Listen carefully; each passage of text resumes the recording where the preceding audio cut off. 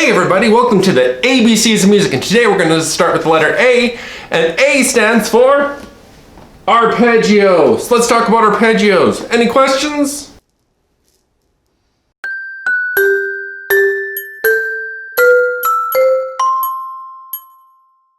The word arpeggio is a Greek word that means on the harp. Whatever that means, I don't care. The more important part is that it means it's a broken chord, so we're spreading those notes out. So let's look at a chord first and how that turns into arpeggio by breaking up those notes or separating them. Now in music, a standard triad would be a series of 3 notes stacking in thirds. Now in this case, I have a G, a B, a D if we're looking at this in treble clef. The big deal to notice is these are stacked, they're all in line, so that would make it a chord.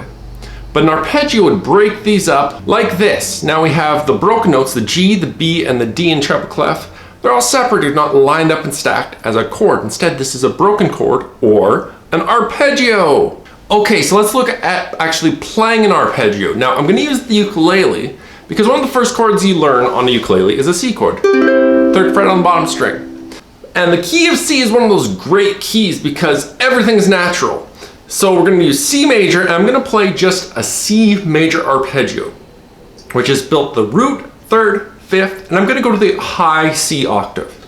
So root being C on the 3rd string, then E, which is the 3rd, then we have our G, and then bottom string, we have our C. So C, E, G, C, and C. That is a C major arpeggio on the ukulele. Let's look at a couple other ways we can do this. So here's an arpeggio on the guitar. We'll do a C chord first just to show you all the consonants of it. It's the chord that's lined up. Breaking it up. That's the broken chord. I haven't changed my hand at all, but I can strum through it with my right hand. And I'm playing the broken chord because all those notes are in sequence. You can still hear the sustain of each note, but it's still there. So instead of going really fast for just the inline chord, I'm going arpeggio. All right, let's look at the piano keyboard for finding our notes. Now we have a C here. This is our middle C. This is middle C. If you don't know, middle C is right there. Middle piano. Because we're in the key of C, we're just going to use the white keys to find our next note. So we skip one key, go to the next one. That's our 3rd of E. Skip 1, go to G. Skip 2, go to C.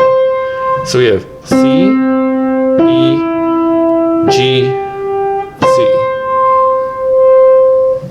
So I hope arpeggios made sense. Simply, instead of playing a chord straight up, nice and stacked, you would play it as playing each note in sequence or breaking up the chord.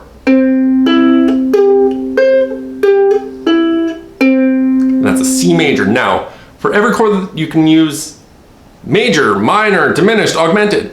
Every chord type you can do an arpeggio, just breaking up that chord, playing each note in sequence. So that's the letter A for arpeggio. There's so many more, but I'm going to do one at a time.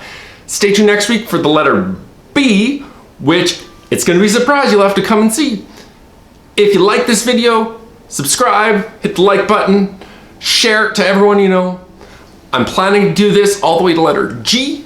After that, we'll see what happens. If people subscribe to my Patreon, maybe I'll keep expanding it. Maybe I'll go all the way through the alphabet. Who knows? But I think it's time for a shaker party.